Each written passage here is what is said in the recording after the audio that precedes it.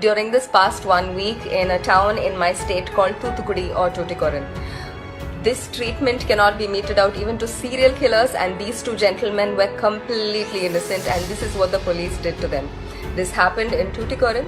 First, their knees were smashed with sticks or lathis. Their knees were completely crushed and smashed. Next, their faces were pushed against a wall and blows were rained on their backs and bottom till it ripped and bled. They were stripped completely, and not even their underwear was spared. They were completely stripped naked and thrown into jail. The gates were locked, but we know for a fact that this is what happened behind the gates. They were taken to a spot where there were no CCTV cameras, and steel-tipped wooden lathis or batons or sticks, batons or sticks were shoved up their buttholes several times, and there was also a great deal of torture and damage inflicted on their genitalia, because eyewitnesses of the body have stated, they've said that both the genital region and the backside were completely ripped and mangled. Their chest hair was ripped out in tufts. And 3 times during the course of this entire torture, their clothes, their blood-soaked clothes were sent back to their house, and fresh clothes were demanded, and those would go back blood-soaked, and this happened 3 times.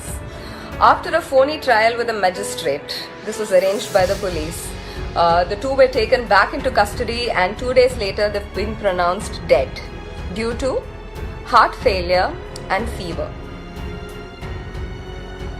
These were hardworking, lower middle class, Tamil speaking people. You're not. Please tell their story or share this one. Right now, 2 cops have been suspended and a few have been transferred. That's not the solution, and that's not the answer, and that is not justice. This case cannot close like this. Please do not let it close unless and until we get the same justice George Floyd's murderers did. This was systematic, just like George Floyd's murder. Let's fight this system. Whichever part of the world you're in, please share the story. Justice for Jairaj and Phoenix, and that's spelled Phoenix. Do not let this die.